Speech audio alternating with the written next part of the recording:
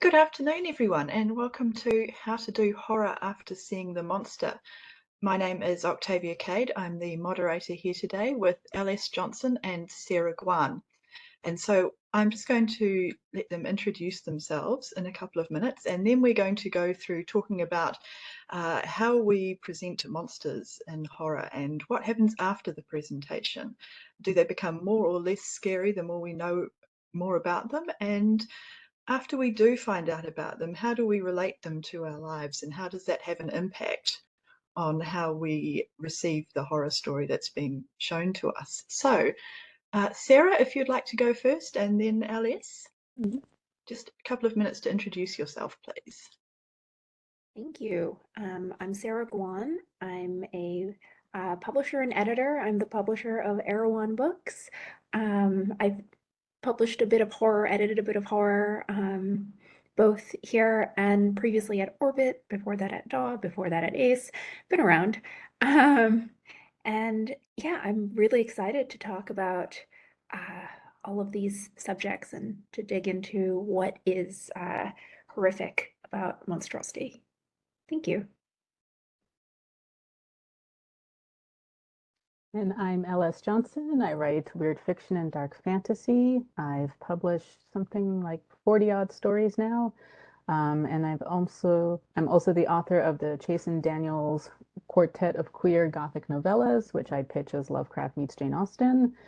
And I'm currently writing a series which Catherine Schaff Stump dubbed The Vampire War and Peace. And I just really like writing about monsters and blood and feelings. Thank you. All right, we're going to start with an icebreaker question. What is your favorite monster for the pair of you, and how did you react to their unveiling? Did you find them more effective before you knew about them, or when you were able to see them fully for the first time? So if we start with LS this time, please. All right. Well, I have a lot of favorite monsters. I like monsters. Monsters are kind of sort of my thing. But I think the first monster I fell in love with was the very first Alien.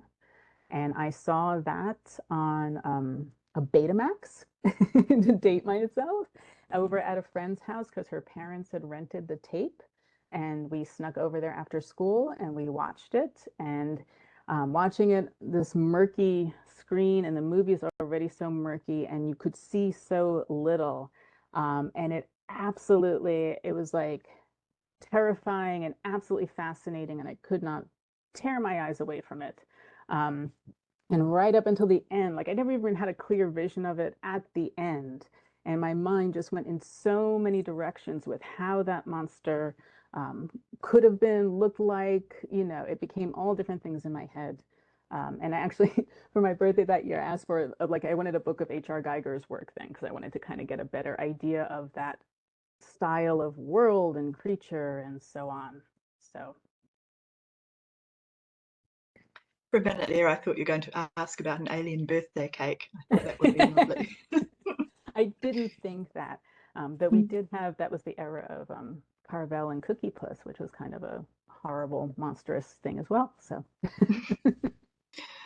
Okay, thank you. Sarah, what about you? Well, for me, I think it was as a child, telling scary stories with, my cousins and my family and such.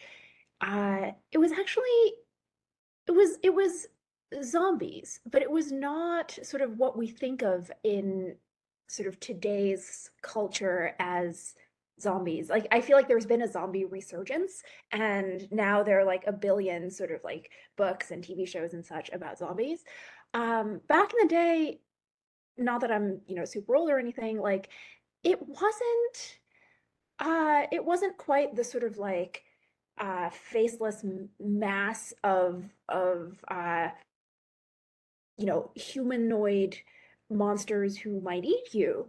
Um, the zombies that I first learned about were the horrific part was not that they would eat your face. They would eat your face, but the horrific part was that they were people in your life, and you know they were in your house, or they were sometimes in your basement. And these were people with names who one day just became strangers and became monstrous. And that really captured my imagination for quite a long time. And I think after a little while, my older cousins were forbidden from telling me scary stories anymore. There's quite a difference, I think, between the sort of the alien monster that Alice mentioned, which is truly alien, and the monsters that you mentioned, the people we know around us who sort of turn into zombies and things. Do you think that the two are ever connected? Do you think that makes them scarier uh, if they're known or not? Is it the familiar that's made alien that scares you, or the alien that becomes more familiar the more you know about it? Sarah. Um, I think they are scary in different ways, and it's almost a question of what is going on in your life that predisposes you to be scared by one more than the other, right? Because I think we all go through phases in our lives when the the conflicts that we face or the difficulties that we have to navigate are going into the great unknown, like, big life transition types of phases. And I think at that point in your life, like, the scary thing is the unknown. If you've just graduated college, you've moved to a new city, whatever, like, the scary thing is the unknown. If you're in a different stage of life, the scary thing could very well be the people that you know and love, or the situations or the places, the things that you know and love suddenly changing on you. And at different points in your life, I think that's scary too. Okay, Alice, what do you think? Um, I mean, definitely, yes, they both have fear things. I think I'm more drawn to the familiar that gets strange. And I've been wondering about this a lot actually, because I've been thinking about the panel description, this whole week.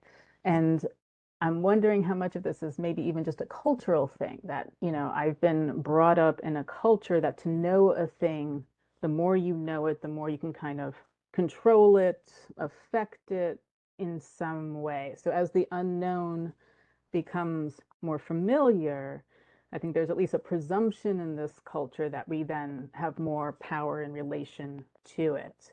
Whereas the familiar that sort of breaks down, right, and starts to kind of escape our understanding or challenge our understanding, that always feels a bit more visceral to me. It's that sense of the weird, it's that sense of that dread of like something is not right and I don't know what it is. I don't know how to handle it.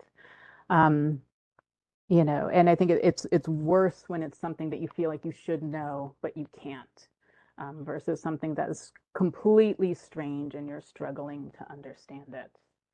But again, as Sarah said, it's context, it's life, it's culture, it's where you are, it's so many different pieces in the moment. I What you? Mm. I would Sorry, go ahead, almost Sarah.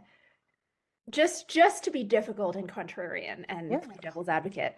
Mhm. I think in some ways, the sort of vast unknown horror is can be a reflection of forces larger than oneself that are outside of really any individual's control. And to a certain extent, like, we're all sort of taught to different degrees to just accept that there are things outside of our control.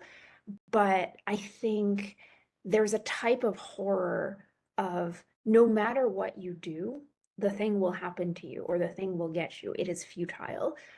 That feels a little more horrific than if something close to you or something you think you know changes. Well, it's sort of like you learned it once, you can learn it again.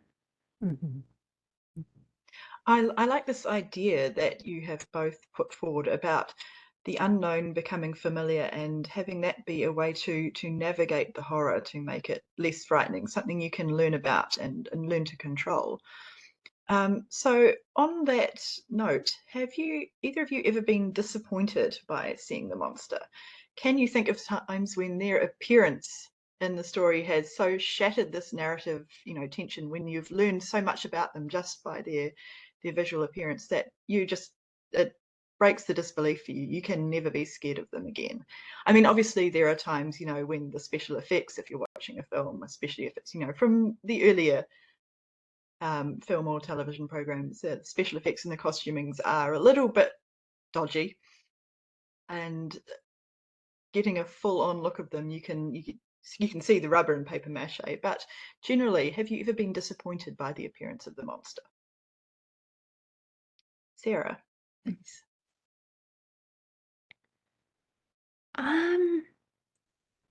I think that when I am disappointed by a monster, and I have been disappointed by monsters in the past, I don't necessarily I can't necessarily come up with one specific monster that I've been disappointed by, but I've certainly, been promised in a narrative a certain monstrosity, and then it's unveiled, and it's either just not as frightening because, it was built up in a certain way, or it's different from what was promised in a way that does not feel earned as sort of just in the narrative structure. And to me, that just sort of breaks the suspension of disbelief that the writer or, the creator is depending on to draw you into what makes the story horrific. So Alice, what about you? Yeah, no, I would totally agree with that. I was struggling because you sent that around as a question before this, and I was struggling to think of an exact example. I think I think that the monster is always more interesting for me where there's some play between what the author is presenting and what I can imagine.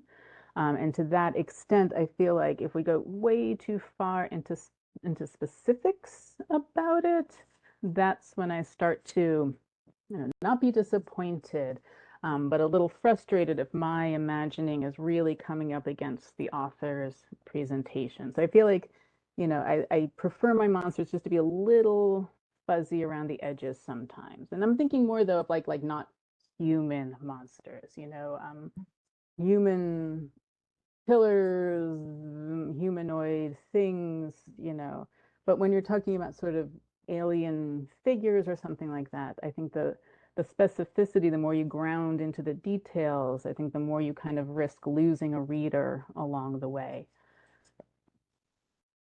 There may be an aspect of genre there as well, perhaps, if you're looking at things like animal horror, and we've chatted about that a little in sort of the pre-panel notes.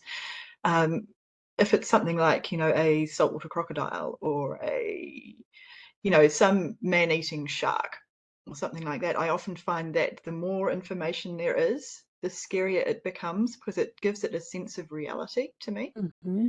Does that ever come across to you? Yeah, I mean, but if you think of something, I don't know, like what's the first animal thing that comes to my mind is Jaws, right? And so in Jaws, it still did play with that fuzziness for a while. We were never quite sure if we had the right shark or how big the shark was, was it even really a shark? We had that ambiguity going on, and I don't know that we ever actually really fully saw the shark. We saw enough of the shark to kind of piece it together, but the full extent of it, yeah, I don't know. I mean, maybe it's also just personal preference. Like I like to have the reader be able to step in a little bit and fill in some of it for themselves, even when it's animals and things. I wonder if there's a bit of a disappointment factor that you risk as a writer if it's like, oh, well, it's a 30-foot shark, and then um, it's real, but it's also you're losing a little bit of that sort of amorphous dread of what is it, as the narrative progresses. But again, this is also the craft issue of how do you keep up the fear and the energy through the whole story. I Well, mean, sorry. Yeah. Go ahead, Sarah. Sorry. that's all right. Um, it sounds like what we're talking about is the more specific you get, in some ways, the more readers you might lose simply because those readers might not be scared of that specific thing. But you also don't want to be so vague that you're relying entirely on fear of the unknown to get across the horror because, like, in order to create a more sort of specific and interesting story, the horror has to have some specificity to it as well. And so, it's this weird how do you thread the needle? And as an editor, I always tell my authors, like, you can't please all readers everywhere. You sort of have to pick your audience. But specifically when we're tapping into stuff like horror, where you're talking about what individuals fear, that's very personal to each reader. How do you capture enough readers while making it specific enough that it's the specificity that is unique and frightening? If we look at this as sort of a question of craft, do you think it matters about when in the story the monster is revealed? How does our reaction to the monster depend on, whether it's revealed at the end of the story or the beginning or even in the middle sometimes? Sarah. Um, I think it that's a question of sort of story structure, or what kind of story you're trying to tell, and different kinds of stories will have different structures. Like, just to provide the contrast, you can have a horror story where the monster is revealed at the very beginning, and the monster is frightening, or the situation is sufficiently dangerous or lethal that the story is not about sort of what is the monster. The story is about how do you not die in this situation. That is a kind of horror because the suspense, the momentum is really about you might die at any moment. It doesn't matter that you know what the monster is. The singular question is, do you die? On the other end of the spectrum, you have the monster gets revealed at the very end. And, then the question that the story is trying to answer is really what is the monster? How do you figure out what the monster is? In some ways, you can't combat the monster or even attempt to combat the monster until you know what it is. So it becomes a bit more of a quest story, but the quest has like real teeth. And if you don't complete the quest, it's not that, like, oh, your country might get overrun. It's literally, oh, everyone on Earth might die. So they're very different story structures. Both of them are horror. Yeah, and I think the latter one is also, again, I think the stakes are important in it about what is actually at stake, because you do otherwise risk having the whole story rest on that fear of the unknown, and then once the reveal happens. So I think the question of, what is at stake, what other potential loss, and the fear of that loss as at play is what can carry that story through a denouement, past the reveal into an end. When you're writing about monsters yourself, Alice, do you have a preference to sort of revealing them at the beginning or the middle or the end? Oh, I'm usually about a very early reveal. I'm not. I don't, that kind of visceral fear of the unknown, and that's not my writer interest. My writer interest is, how do we how do we deal with the monster? How do we interact with the monster? And I'm really interested in things where the monster is the person in your household or the friend or something like that. It's the psychology of that monstrosity that I'm interested in. So I don't do a lot of, you know, I do some body horror, but it's the body horror is kind of an outpouring of that psychology. So that's how they're it's an expression of that psychology, and the psychology is the thing that I'm most interested in.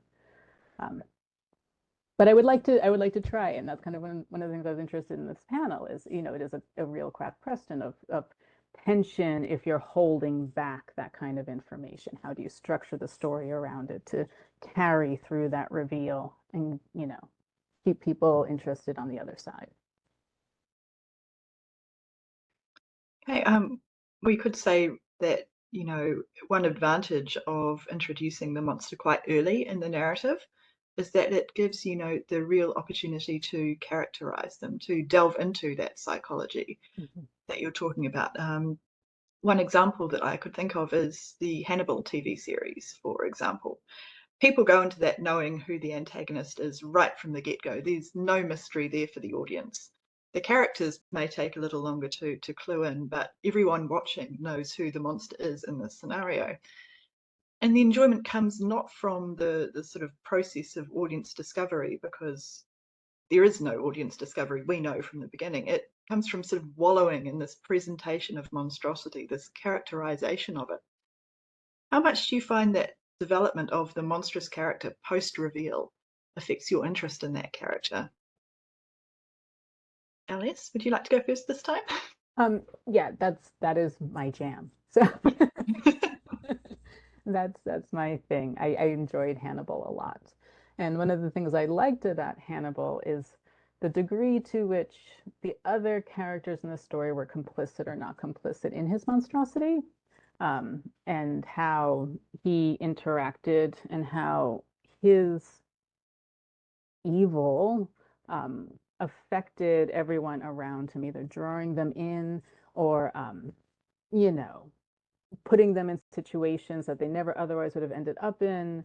And of course, everyone loves the psychological interplay between him and Will. And yes, someone in the chat just said the set design and the suits, his suits, but side thing. But that is where my interest really gets piqued.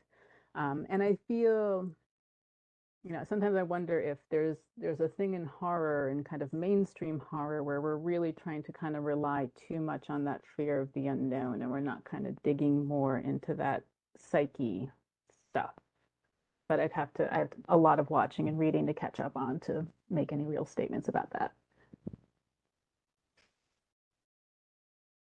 I mean, I'm with you on that, in that like I like the exploration of what makes the monster, like what makes something horrific. And like especially because I tend to enjoy horror as, as social commentary. I tend to enjoy the kind of horror where it's like, oh, if you took a horror that exists in our world and you amp it up to 100, like this is what it looks like.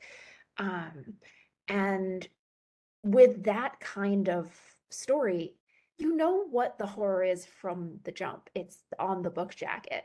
It's the question is not what is the horror. The question is, oh, how far does it go? How bad does it get? Why, how, and like what can be done about it? And sometimes the answer is nothing. Nothing can be done about it. Um, but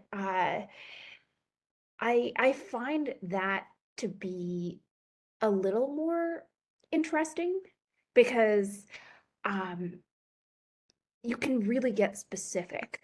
And I like that specificity. I feel like to a certain extent, fear of the unknown, because the monster is not known, what it relies on is the psyche of the people who are encountering the monster. And because those characters get developed and those characters are individuals, like you get to see how different people handle it differently. But human nature after a point, like I think there are only so many iterations of how one handles a horror. Mhm. Alice was talking there for a minute about complicity, about this idea that characters are can be complicit with a monster, and I think we've seen that probably in a lot of media, a lot of different stories. Do you think that some of these stories also encourage a complicity between the audience and the monster, when they sort of invite us to empathize with the monster or to excuse their actions even when we know that they're monstrous, simply because we find the monster appealing in some way? Um, Go oh, ahead. go ahead. No, you go ahead first. You go ahead. Well, I think there are many gradations of what we mean by complicity. Um, I think when you create empathy for a monster in fiction, um, it obviously invites a sort of moral question of, you know, um, what, like, where is the balance? Is it okay, or is it understandable or sympathetic for a person or a thing or an institution to be monstrous in response to monstrosity, in response to, cruelty, or in response to just conditions in the world? And, it that's frankly part of what makes it interesting. It invites the audience to ask that question, to form their own judgment. And, between the three of us, I think each of us can land in a different place on how much, like, monstrosity is or is not justified in a particular case. And so I think, yes, there is definitely a bit of complicity in there, but I think the flip side of complicity is also, frankly, just like human sympathy, right? We have a human instinct to feel compassion for uh like people, or sentient beings that we start to understand.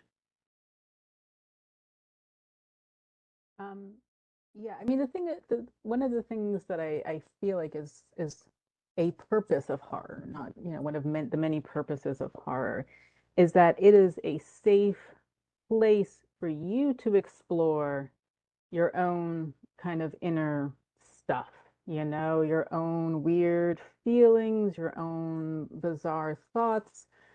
So there's definitely, to say about complicity, I'm more, I don't know that there's a complicity so much as it's sort of like it is like almost like a kind of a therapy in a way, right? Where you can explore where your moral boundaries lie. You can explore how you feel about this kind of violence and cruelty in this safe space of, what's on the screen or what's on the page.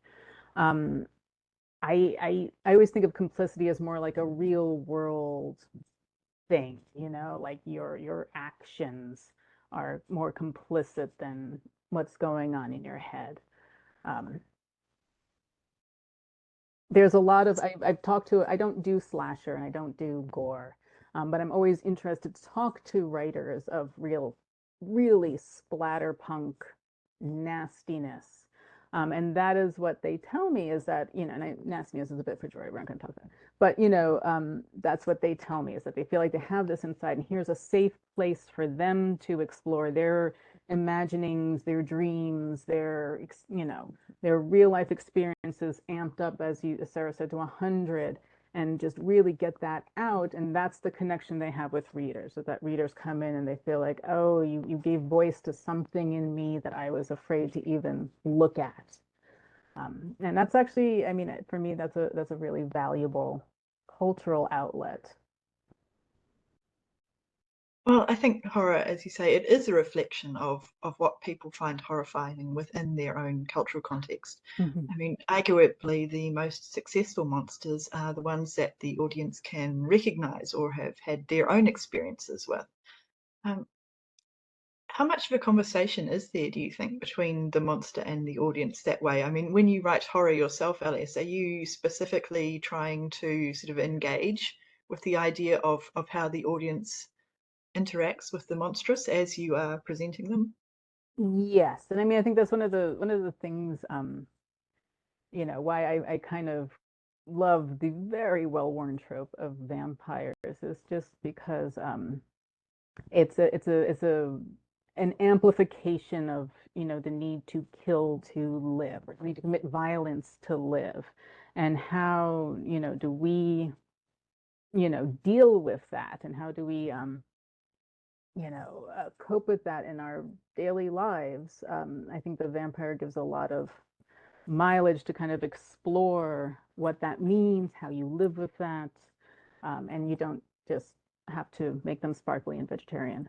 To um, so what we, yeah. Okay, that's from the writer's perspective. Sarah, as an editor, what are the most interesting ways that authors, kickstart this conversation for you? How are the most interesting ways that they retain your interest in the monster?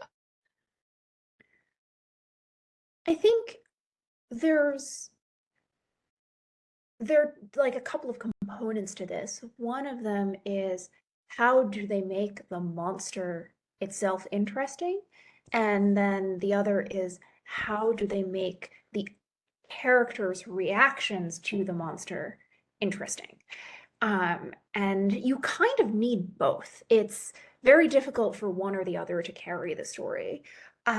So in terms of making the monster interesting, I think I have such a sort of soft spot for monsters or monstrosity as social commentary. Like, take the thing that is horrific in our world and amp it up. Take the thing that, or maybe take the thing that is like bedeviling a particular marginalized population in this world, and show, like, by amping it up, show everyone else just how horrific this thing that this marginalized population is facing actually is.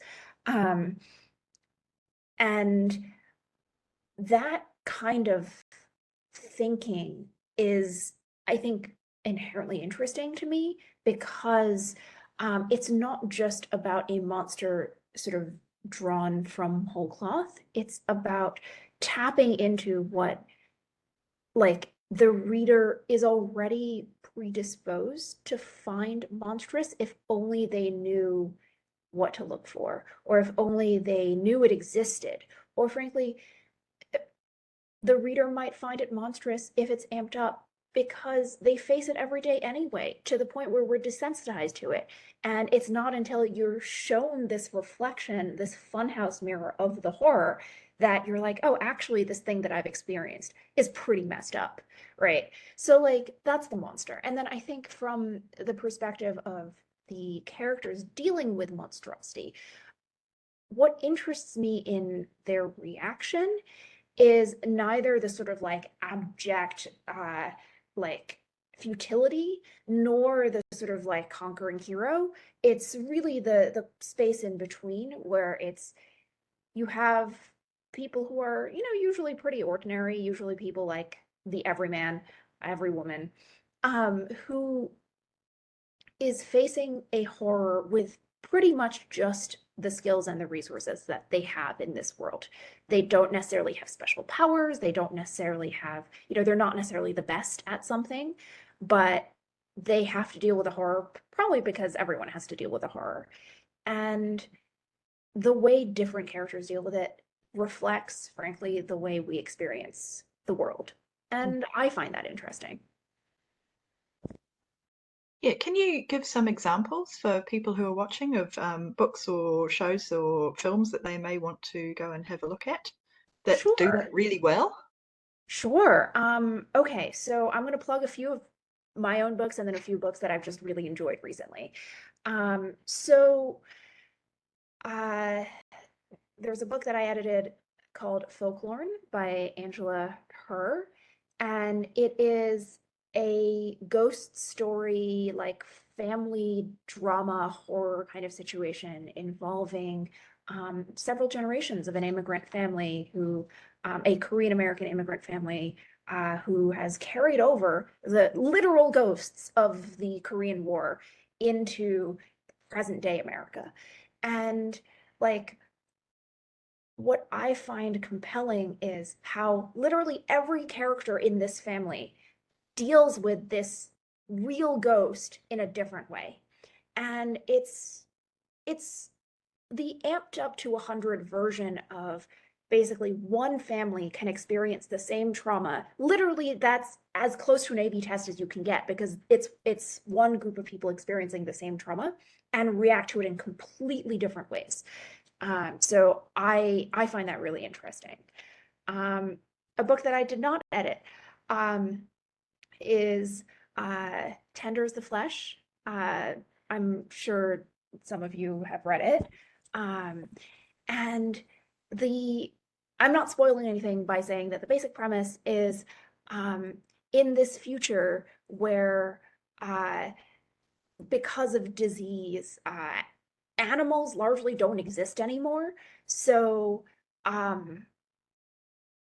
the meat production industry in this world produces humans, and humanity as a whole like is not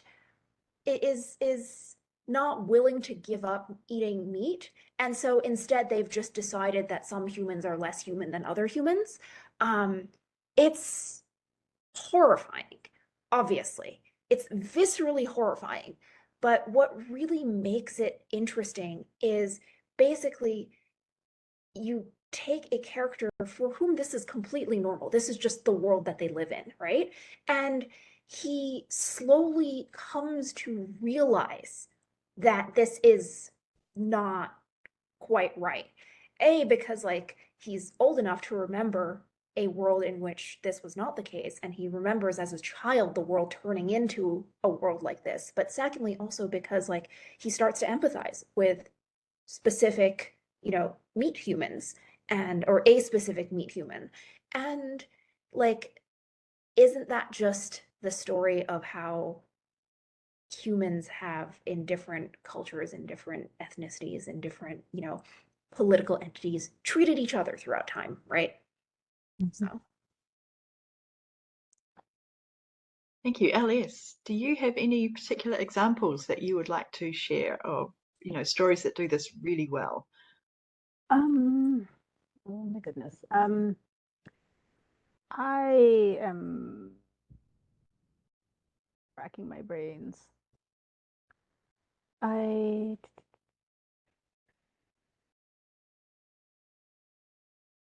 there let's see. So there's a very interesting graphic novel, and I can't remember the exact name of it, by Ram V, and it's, I'm going to stick to my vampire thing for the moment.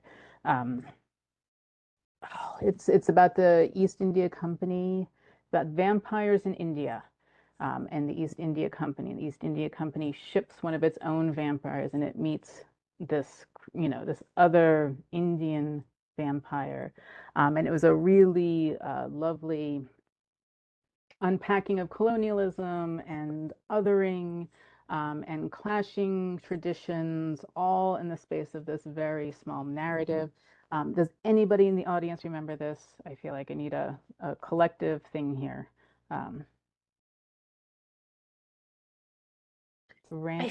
feel like I know what you're talking about, but I can't Yes. think of what These Savage Shores, which I think is you talk about, this way of using horror as social commentary, and I'm also interested in the way horror can kind of unpack history for us in a different way, and kind of show us a different trajectory. Yes, and Ring Shout. Yes, thank you. Which was also, the KKK, our Southern past. We have a Lovecraft Country, which was really a nice reminder of this sort of period in history. I mean, I had, Tulsa and traveling and sundown and everything. I thought it was a really good reminder of all that history that we seem to not want to look at right now. But yeah, I think that's also my interest. I also write historical fiction. I feel like horror is a great lens to pull out those darker corners of history that don't quite fit into mainstream narratives and really bring them to life. There's also a book which is actually literary fiction, but it's The Books of Jacob, and it's about a 18th century Hungarian, I want to say, mystic, who was a real person, but at the same time, somebody in the chat had asked about kind of like unconventional, unexpected monsters. Much of what he does is monstrous in kind of the service of trying to be this religious figure, and what he asks of his followers. And that is also, I think, a really interesting use of horror. Yeah, you could say one of the challenges, I think, of historical horror is not only exploring these really dark instances of past behavior, but also illuminating how the attitudes from that linger on to, today. They still exist today. We often think of the past as, that foreign country. It doesn't affect us so much anymore. These things don't happen anymore, we say. And really that's bollocks. Excuse my language there. But do you think that is something that horror writers deliberately frequently use? They treat horror as a way to critique current attitudes. Do you think Absolutely. that is? Oh, yes. Yeah. Yeah. Yeah. And yes, and just plume the depths of things that most folks don't want to talk about or think of, or at least I would say mainstream culture and dialogue doesn't want to address. It's a great tool for bringing that forward. I think, that is one of the gifts of speculative fiction of all stripes, really, is the ability to critique our present through a lens that can really sort of draw out the particular issue or issues that we're trying to address in a fictionalized world or in a fictionalized scenario where you can take one strand and really amp it up, because you're fictionalizing the world or you're fictionalizing the you know the magic or the character's abilities or what have you. So you are able to use the world building to really focus in on an issue. I'm thinking even of, for example, Kaya Shanti Wilson's The Devil in America, which is another you know really pointed commentary about the legacy of slavery in this country. Um, you know, there or even like I think we've seen a rash of like very sort of feminist leaning horror recently, for good reason, given literally what is going on in this country today, or in the US today. I know we've got internationals here, where that is, I think, one of the gifts of horror is that we can do that, and we can do it in a way that can capture the imaginations of people who may not be in the mood for a sort of political treatise. So much of horror, I find, though, is political in its presentation. I mean, I'm struggling to think of the last horror book I read that was not in some way strongly political and how it presented the idea of monstrosity. Do you think that's becoming an increasing trend in how we interpret the monstrous in horror? Sarah? I think we're willing to be more explicit about it now. I think it's always been part of horror. I think certainly more marginalized voices are getting elevated today, and therefore you have more sort of horror about the horrors of the world that are really bubbling up to prominence. Whereas I think maybe in the past, the same kinds of stories wouldn't have gotten as much traction. You know, like I feel like they may still have been written, they may still have been imagined, but if the people around you were not ready to have that conversation, then those stories are not going to become, you know, bestsellers, for instance. I mean, I've always just thought that all art is political, right? You don't create it in a vacuum. And even when I meet people who are claiming, oh, my stuff isn't political, it's just for entertainment, but it's resting on so many assumptions about what is entertainment. And Frankenstein, I think, is a deeply political work. Bram Stoker's Dracula is totally grounded in like 19th century xenophobia and ideas about Britishness and British Empire and all sorts of things. I mean, we may be more attuned to it now because we have more critical tools to talk about these things than in the past. But I think it's always been there in some way.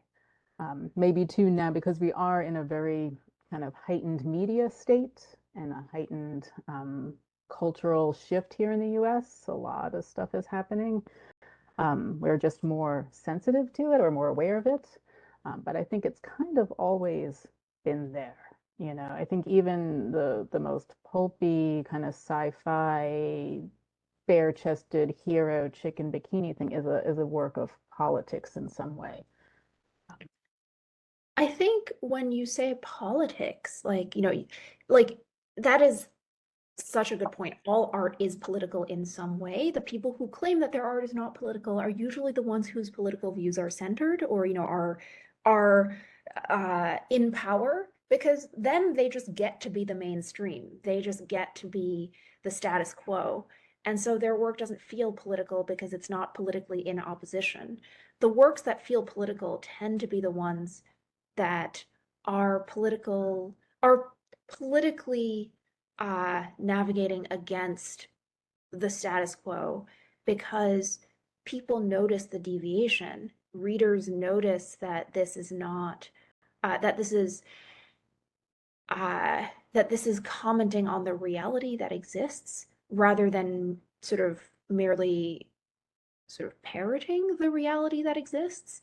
And so that in itself feels more challenging. Like, you know, the horror that used to exist about, and still exists, frankly, about like, you know, the terrors of non-white people, or, you know, the terrors of like, I don't know, women getting their way, or, you know, whatever. Like that was mainstream.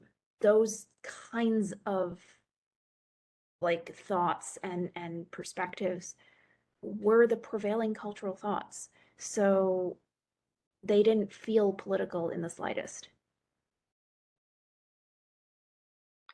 That may be a really interesting point to wrap up on, because we've only got 2 more minutes and people do need to get to other panels.